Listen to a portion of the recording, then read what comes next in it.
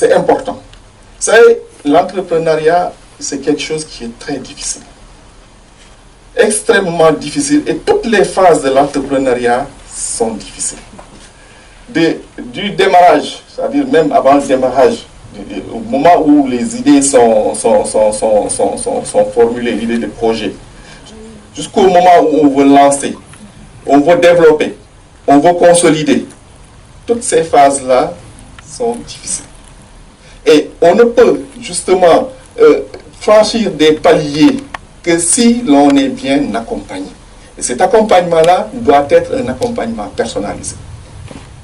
J'en sais quelque chose parce qu'il m'est arrivé dans le cadre professionnel ou même en dehors du cadre professionnel d'accompagner des entrepreneurs, d'accompagner des entrepreneurs, n'est-ce pas? Mais sous cette forme d'accompagnement-là qui est le mentorat, et j'ai vu, et ça les statistiques dans les autres pays l'ont démontré, quand on a un accompagnement qui est basé sur le mentorat, n'est-ce pas? Les chances de pérennisation de l'entreprise de ces entrepreneurs-là accompagnés par des mentors, n'est-ce pas, sont 2 fois plus importantes, plus élevées, n'est-ce pas, qu'un jeune entrepreneur qui n'a pas bénéficié justement d'un accompagnement par un mentor. Et donc c'est la raison pour laquelle quand j'ai entendu hier le patron du CNP en parler, je me dis, ça peut faire un déclic. Et qui peut être justement mentor? C'est ça qui est important. C'est vrai, vous allez me dire, ça va être difficile pour chaque entrepreneur ou chaque jeune entrepreneur de pouvoir trouver un mentor. Il est vrai, parce que c'est un accompagnement personnalisé, rapproché, qui transcende même le cadre du projet. Ça peut aller jusqu'à partager des éléments de la vie de l'entrepreneur, les nuits blanches qu'il va passer, parce que être entrepreneur, c'est des contraintes. Et des contraintes sont parfois des contraintes très élevées, et des contraintes d'incertitude, de lendemain incertain, des contraintes qui font que vous êtes obligé de travailler plus que les autres.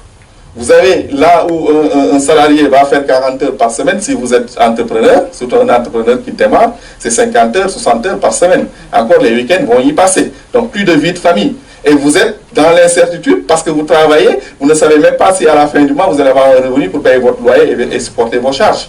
Qu'est-ce que vous allez faire si vous perdez en cours de route, au cours de mois, un client important? Ça, c'est des revenus en moins. Est-ce que vous allez pouvoir payer vos salariés? Tout ça, c'est des contraintes qui pèsent sur vous et qui font que si vous n'êtes pas bien accompagné, bien soutenu, de manière rapprochée, vous allez jeter l'éponge facilement. Et pourtant, c'est que des contraintes. Et comme je l'ai dit, toute contrainte a la possibilité d'être réglée, d'être dépassée, d'être transcendée, d'être solutionnée. Et c'est ça, en réalité, le rôle que le mentor va jouer et ce sera un accompagnement impactant. Le mentorat, c'est un accompagnement impactant parce que c'est un accompagnement personnalisé. C'est bien d'avoir des structures d'encadrement. Il n'y a pas de souci, mais vous ne les avez pas H24, 7 sur 7, 30 jours sur 30. C'est vrai que même un mentor, vous ne l'avez pas, mais ce que je veux dire simplement, c'est qu'ils ne sont pas disponibles et à portée de main et pouvoir même vous parler quand vous êtes dans des moments down comme ça, vous avez besoin de quelqu'un. Et c'est ça, en réalité, quand je parlais des 3 éléments, en tout cas qui étaient relatifs au savoir, j'étais sur le savoir-faire, le savoir-être. Le savoir-être, en réalité, c'est ça, c'est votre capacité. Ça, le mentor va développer en vous. C'est votre capacité, n'est-ce pas, que vous aurez, n'est-ce pas, de pouvoir faire face à toutes les difficultés et de voir toutes les difficultés comme pouvant être source d'opportunités. C'est ce qu'il disait tout à l'heure. Et c'est ça, et dans les discussions que vous pouvez avoir et que vous aurez avec votre mentor, n'est-ce pas, parce que c'est quelqu'un qui est expérimenté, qui est passé par là où vous êtes passé, et qui pourra... Je vous rappelle, il y a quelques années, j'accompagnais un chef d'entreprise dans le cadre d'une acquisition d'une société concessionnaire de voitures. On a fait l'audit acquisition, les due deal, tout ça. Effectivement, cette société-là avait énormément de difficultés, beaucoup de dettes, beaucoup de passifs fiscaux, n'est-ce pas? Donc beaucoup de risques. Et l'entrepreneur que j'accompagnais, ayant vu cela, m'a dit, bon, écoute, Abdoulaye, je ne pense pas que ce soit vraiment utile, je vais prendre trop de risques et ça ne vaut pas la peine. Je dis, bon, c'est vrai, quand on est face à des situations comme ça, le premier réflexe, c'est de dire non, on n'y va pas, parce qu'on va aller emprunter de l'argent, prendre des risques, acheter une société qui a des problèmes, qui a des difficultés, qui a un passif important. Mais essayez de voir aujourd'hui si on ne peut pas trouver des opportunités dans l'acquisition que vous allez faire. Parce que cette entreprise-là qui a cette concessionnaire avait un local, un grand local, qui se situait à la périphérie, à la sortie du centre-ville, hein, sur la bretelle, juste en prenant l'autoroute. Vous pouvez très rapidement imaginer de quelle structure je parle. À l'époque, il y a un peu moins de 20 ans. Je dis, et ce local-là est dans le patrimoine de la société. Si vous deviez acheter cela séparément de la société, vous allez payer un prix très élevé. Et aujourd'hui, il n'est pas sûr qu'il est possible pour vous de pouvoir trouver un endroit pareil dans Dakar pour faire ce que vous voulez faire. Et ne serait-ce que pour ce local-là, parce qu'il vaut mieux, vous avez intérêt à franchir le pas. À réfléchir. Et le lendemain, il m'a appelé, il m'a dit, tu as raison. Je pense que je vais sauter, j'ai des idées, je sais ce que je vais faire, je vais sauter le pas. Effectivement, il a acheté la société, on a redressé, et aujourd'hui, il en a fait ce qu'il en a fait, c'est l'un des plus grands concessionnaires de la place, parce qu'à un moment donné, il a pu saisir, dépasser, transcender les contraintes et les difficultés et saisir cette opportunité-là. Et il y a une légende d'ailleurs que les gens racontent hein, souvent sur les affaires d'opportunité. Je ne sais pas si c'est vrai, mais en tout cas c'est une légende où on disait que Bill Gates se faisant interviewer par une femme hein, qui lui dit mais quel est le secret de votre réussite? Il sort son chéquier, il signe, il lui donne, il dit remplissez. La dame lui dit mais comment ça? Il dit mais remplissez et c'est pour vous. La dame dit non, mais moi je vous pose une question sérieuse. Il dit mais madame, remplissez, c'est pour vous. Mais la dame a déchiré le chèque en pensant que le gars. Il vous dit voilà mon secret. C'est que moi, j'ai la philosophie de pouvoir voir en toute occasion une opportunité. Et vous avez raté l'opportunité, vous, de devenir la journaliste la plus riche au monde. Parce qu'effectivement, si vous aviez rempli le chèque, quel que soit le chiffre, j'allais vous laisser ce chèque-là. Donc, je pense que ce qu'il disait tout à l'heure, en termes d'opportunité, n'est-ce pas, il est important, n'est-ce pas, que quand on est entrepreneur, qu'on essaye de saisir ces opportunités-là. Et c'est là où le mentor peut jouer un rôle. C'est quelqu'un, à chaque fois que vous instaurez un dialogue avec vous, pendant les moments difficiles, pendant les moments également où il y a plus de visibilité, n'est-ce pas, c'est qu'il puisse vous mettre sur des opportunités. Et même nous, dans notre métier, dans notre secteur d'activité, dans le cabinet, tout ça, moi j'ai eu un client, il le disait tout à l'heure dans le secteur pétrole, il s'est implanté il y a 3 ou 4 ans, quand il est arrivé, il avait 0, il démarrait, on l'a accompagné, je l'ai rencontré dans un avion, pour vous dire, hein, comme quoi la vie fait des fois, le hasard fait bien les choses. Il est venu, on l'a accompagné chez nous, il a créé la société, il a démarré, il fait dans le placement de personnel, mais de personnel qualifié pour les plateformes pétrolières. Et donc, c'est une multinationale, le siège se trouve à Londres, et ils ont il a démarré avec 0. On a fait une offre d'accompagnement, tenue de comptabilité, pays, gestion de personnel, tout ça. Voilà. Mais très, avec un montant d'honoraires qui n'était pas très bien. Ça commence. Et au fur et à mesure qu'on avance, le personnel arrivant, on fait les contrats, on recrute, on voit que c'est du personnel expatrié pour l'essentiel. Et je pose un jour la question, mais votre personnel là, quand il arrive, comment ils font? Qui va aller chercher à l'aéroport? Où est-ce qu'ils logent? Qui les aide à trouver les papiers qu'il faut et à les acheminer, tout ça? Il m'a dit non, on essaye à partir de Londres, de trouver des trucs. Et donc tout de suite j'ai dit, mais attendez, nous on peut faire un package.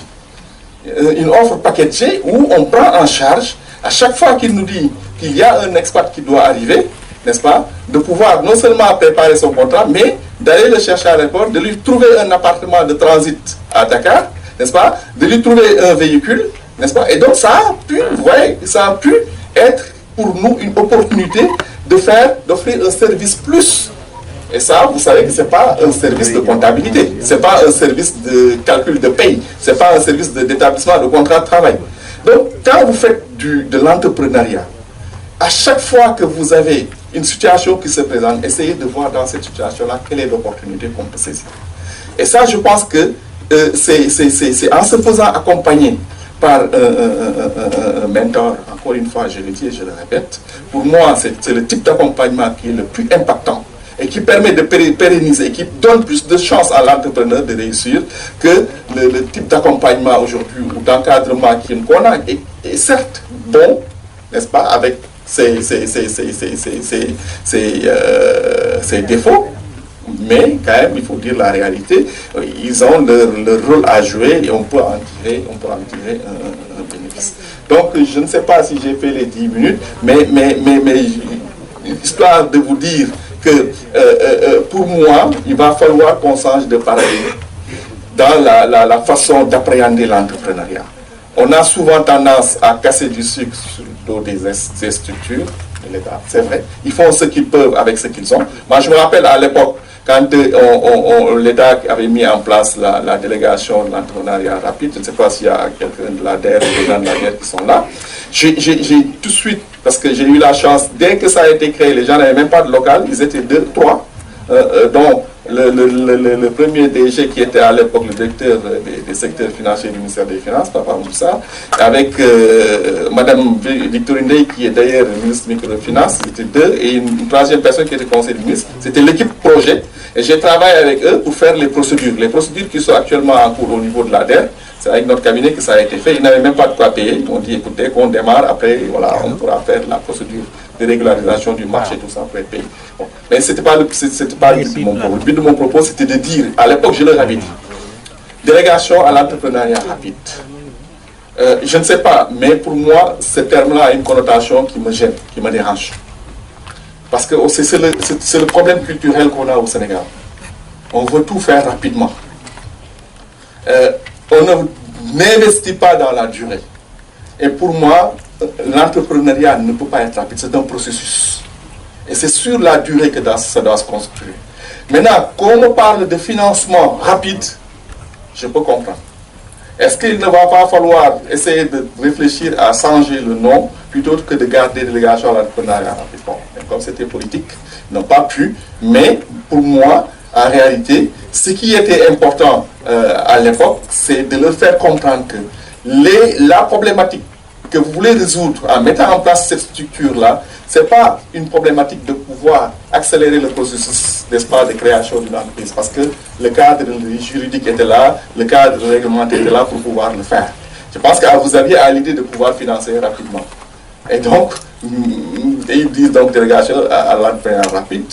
L'entrepreneuriat ne peut pas être rapide, je suis désolé. Et c'est juste pour dire que il faut que nos entrepreneurs, et même nous tous, je veux dire, et ça c'est culturel, il faut qu'on règle ce problème-là, qu'on essaye de travailler dans la durée, qu'on accepte de faire des sacrifices, en disant quand on est entrepreneur, n'est-ce pas, on a besoin, n'est-ce pas, de consolider, de travailler, de consolider ce qu'on a mis en place et de pouvoir récolter les fruits quand les choses vont être mûres. Et ça ne peut se faire que dans la durée. Et ça, je pense qu'avoir un mentor peut aider justement à développer cet état d'esprit-là. Parce que c'est un état d'esprit. Il y aura des pesanteurs, il y aura des contingences sociales. La pression familiale va être là. Mais si vous n'êtes pas capable de faire face à cette pression familiale-là, vous allez très vite également dire, voilà, je ne peux pas réussir dans l'entrepreneuriat, je suis obligé de baisser. Et là, c'est là que le mentor peut jouer un rôle également en vous, permettant, vous, de pouvoir développer votre état d'esprit et de vous dire que je suis dans l'entrepreneuriat. L'entrepreneuriat ne peut pas être rapide. L'entrepreneuriat ne peut pas se faire dans le court terme. C'est un travail de longue année, c'est un travail difficile, c'est un travail de longue durée. Il faudrait que je puisse être là, solide mentalement, pour pouvoir faire face à toutes ces difficultés. Je pense qu'elle prépare son micro, elle allait me couper. Donc voilà, je vous rends